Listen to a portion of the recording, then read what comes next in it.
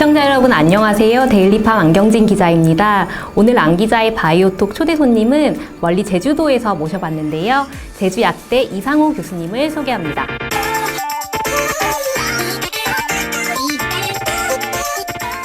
네, 안녕하세요. 네, 이상호입니다. 네, 교수님 너무 멀리서 이렇게 걸음해 주셔서 너무 감사드리고요.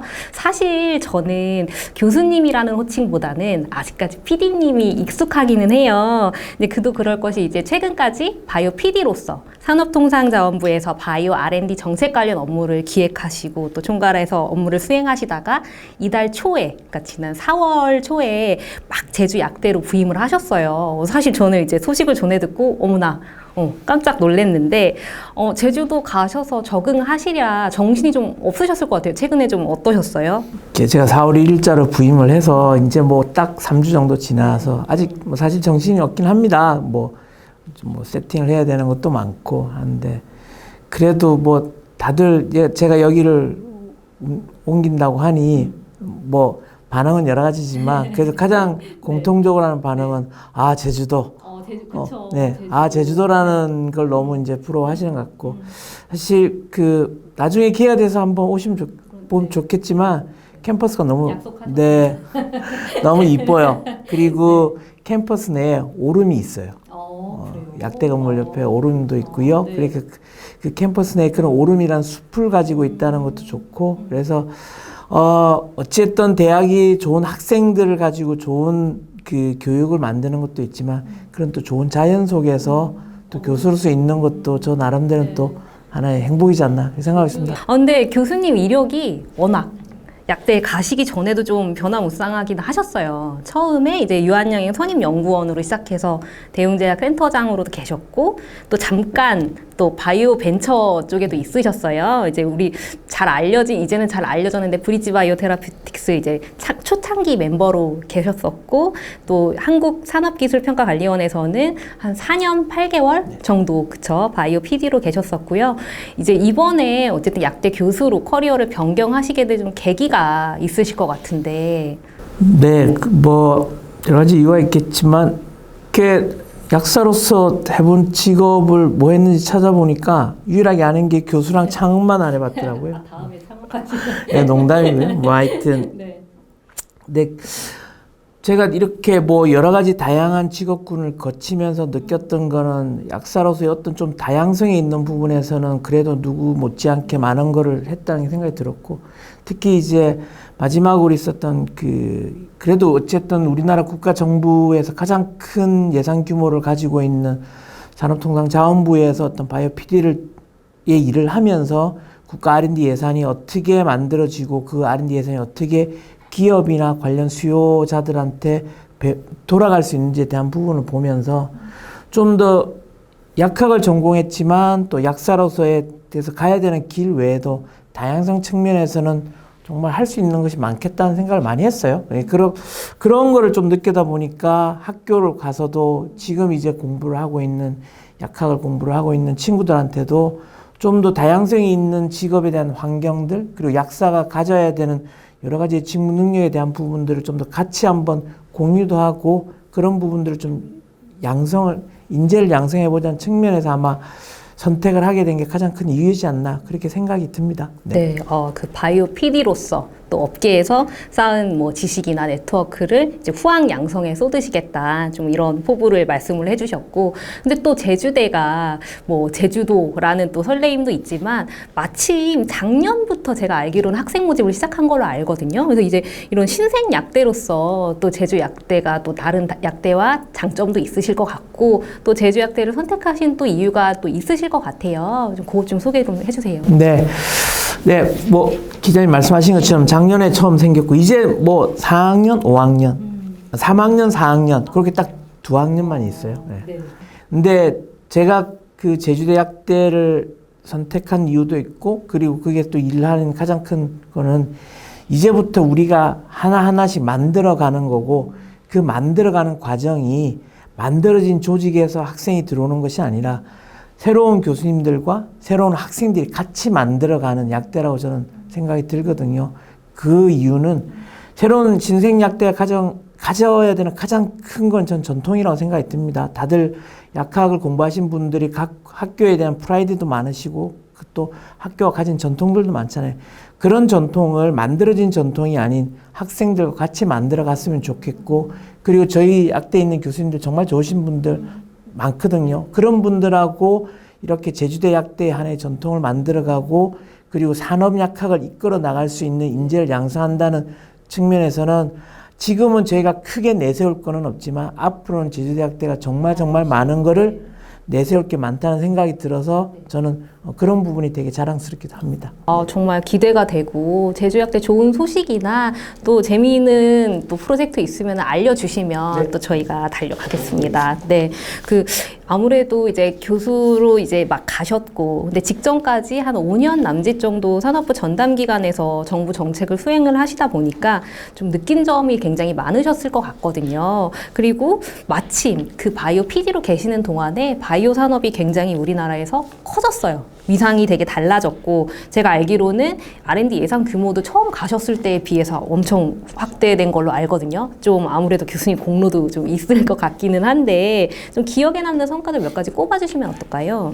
4년 8개월 동안 바이오 PD 하면서 이제 가장 기억에 남는 거 3가지 정도만 들려고 하면, 가장 큰 거는 어쨌든 그 바이오 산업을 우리가 놓고 봤었을 때 여러 가지 분야들이 있거든요.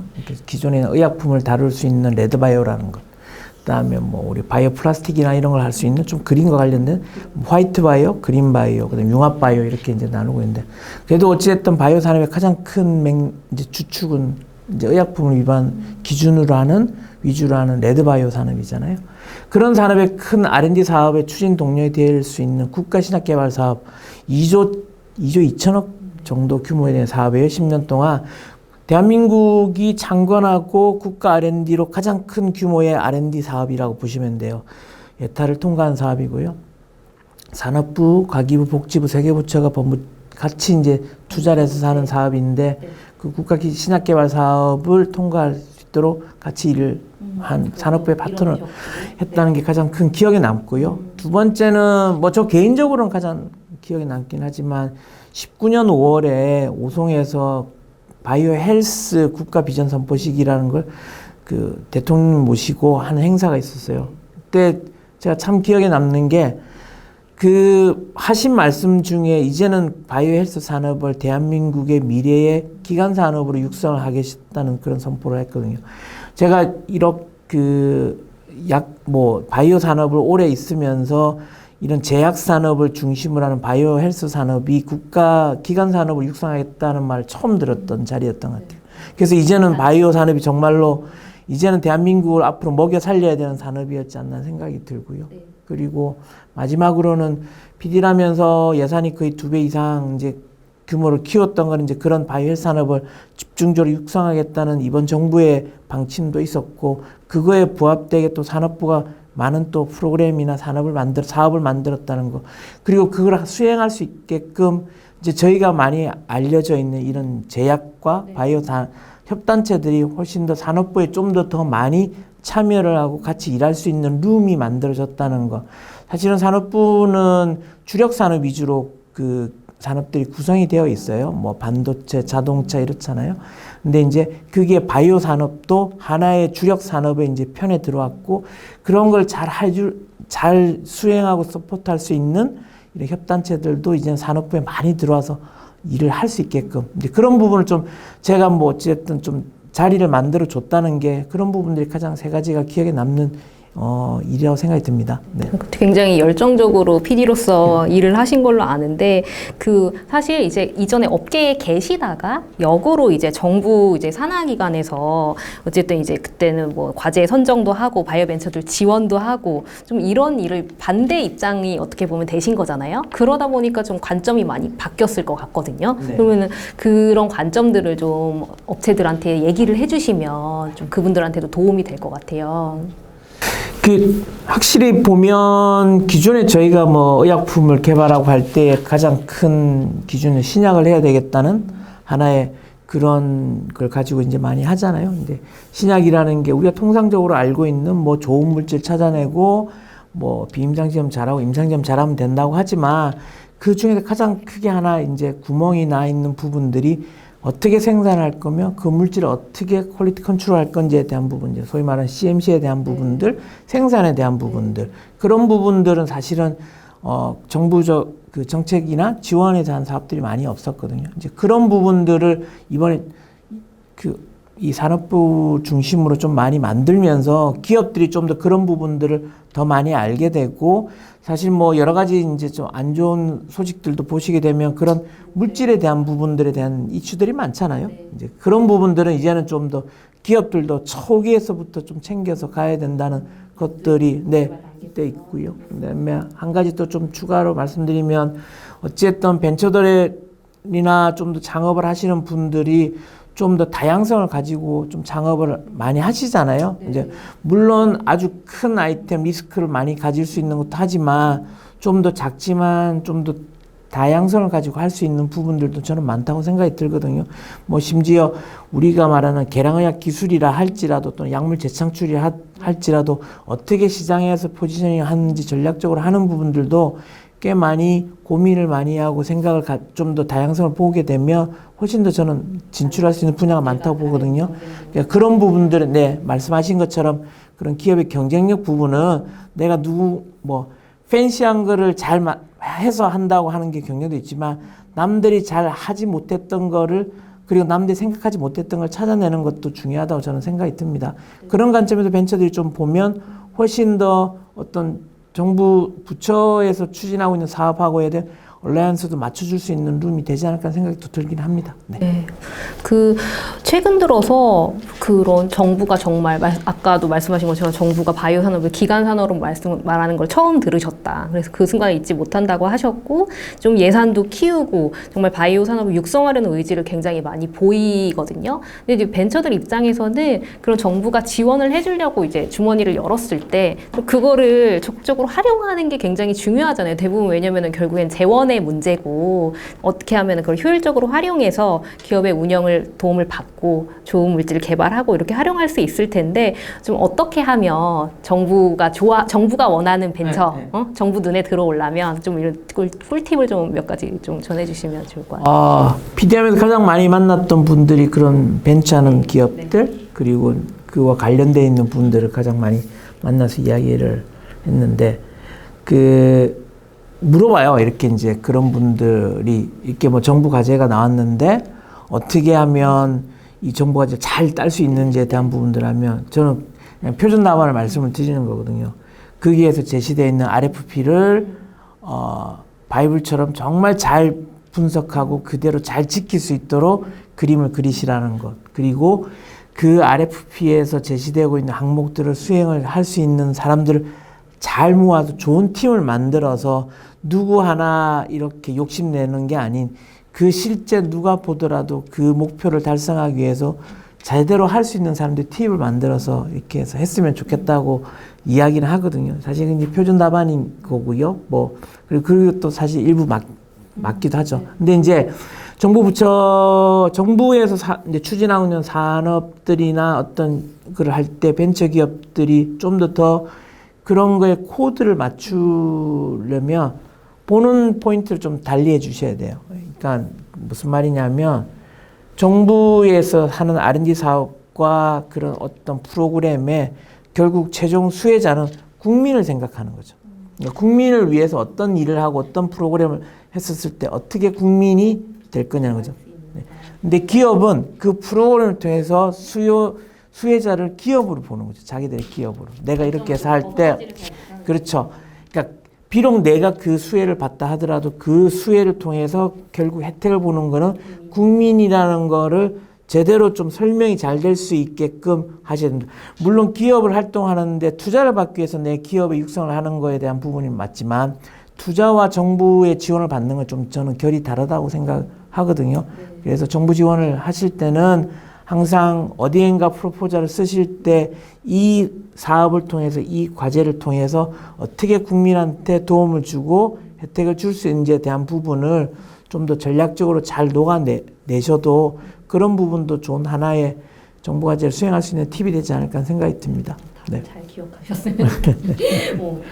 이제 정부기관도 그렇고 제약사, 벤처, 또 병원 약사도 좀 하셨고 종종 개국 약사 일도 하시고 계시죠. 네, 그래서 참 다양한 환경을 경험을 하셨는데 이제 앞으로 이제 뭐 교육자로서 이제 또 약대생들도 많이 키우실 거고 좀 이게 시청자분들한테 마지막으로 이제 좀 방금 말씀하신 것처럼 진로를 결정할 때 좀 이런 거를 좀 고려를 해봐라. 그래서 다양한 진로를 선택할 수 있다. 뭐 좀 조언을 좀 부탁을 드릴게요. 약학을 공부하는 친구들, 뭐 지금은 이제 제가 피트 중심으로 입으로서 하니까 하지만 이제 저도 이제 그 부임을 하고 이제 몇 번 이렇게 학생들 상담을 했는데 제가 뭐 사실은 깜짝 놀란 거는 저는 이제 선입견으로는 이렇게 약대 피트를 들어온 친구들이 거의 이제 자기네들이 갈 수 있는 진로를 뭐 개국 약사, 병원 약사, 공직 약사처럼 좀 약사의 직무 영역에 잘 부합될 수 있는 그런 것만 생각을 한다고 생각했는데 그러지는 않는 것 같더라고요. 그래서 좀 더 본인들의 고민도 많고 또 이런 약사에 대한 직무 능력에 대한 부분들도 좀 많이 만들고 좀 봤으면 좋겠다는 생각도 있더라고요. 예. 그런 거를 보면 우리 학생들도 약학이라는 것이 꼭 라이센스를 하나 가지기 위한 하나의 필수 코스라는 생각이라는 것보다는 이런 약학이나 학문을 통해서 얼마나 다양성 있게, 뭐 기자님도 보셔서 알겠지만 이런 약사 출신의 다양한 직종에 나가 있는 분들이 많잖아요. 네, 그렇죠. 아직은 소수긴 해요. 그렇지만 약사님들이 또는 약사들이 또 약학을 공부하는 친구들이 학교를 다니면서 좀 더 그런 다양성이 있는 학문을 보고 현장 실습이나 그런 기반을 통해서 다양성 있는 것을 좀 보고 체험을 한다 그러면 훨씬 더 약학이나 공부가 재밌고 지금 다 힘들어요. 이렇게 이번 주가 지금 중간고사 기간이거든요. 네, 보면 거의 도서관에서 밤새고 오고 이러더라고요. 네, 그래서 친구들 보면 되게 측은한 마음도 들긴 하는데 그렇게 공부한 것들이 좀 헛되지 않으려면 좀 더 다양성 있게 봤으면 좋겠고요. 그리고 그런 거를 이렇게 밀어내지 않았으면 좋겠어요. 그러니까 약사고시 과목만 중요한 거지 그렇지 않는 과목들은 뭐 굳이 내가 미래에 어떻게 될지 않을지 모르니까 모르니까 난 지금 이것만 할 거야라고 좀 밀어낸 것보다는 그래도 그런 걸 좀 더 내가 미래에 갈 수 있는 하나의 단초가 될 수 있다는 생각을 가지고 좀 더 본다 그러면 좋을 것 같고요. 그리고 그런 측면에서 제주대학교는 좀 더 그런 다양성을 만들 수 있는 실험가적 정신을 좀 더 발휘를 해서 좋은 교육 프로그램도 만들어 보고 좀 더 기존에 있는 약대에서 다루지 않았던 부분도 좀 만들어서 좀 더 이 친구들이 나중에 사회를 나갈 때 좀 더 선택에 대한 범위를 좀 다양하게 주고 넓게 주는 그런 약대를 좀 만들어 보겠다는 것도 개인적인 제 또 목표이기도 하고 그렇습니다. 그래서 학생들이 좀 잘 따라왔으면 좋겠다는 게 제 소원입니다. 네, 앞으로 제주약대에서 이제 활약하시면서 또 몇 년 뒤에 제주약대 처음으로 이제 졸업생 배출할 때쯤에는 또 더 좋고 재밌는 소식들 많이 들릴 것으로 저희가 좀 기대를 해보겠습니다. 오늘 멀리서 또 귀한 시간 내주셔서 너무 감사드리고요. 저희 마지막으로 인사할게요. 감사합니다. 감사합니다. 이상호 교수님 모시고 또 신생 제주약대에서 앞으로의 포부와 또 우리 약학도들에게 또 기업들에게 전하는 말씀, 좋은 말씀 들어봤고요. 다음에 또 좋은 유익한 방송으로 찾아뵙도록 하겠습니다. 감사합니다.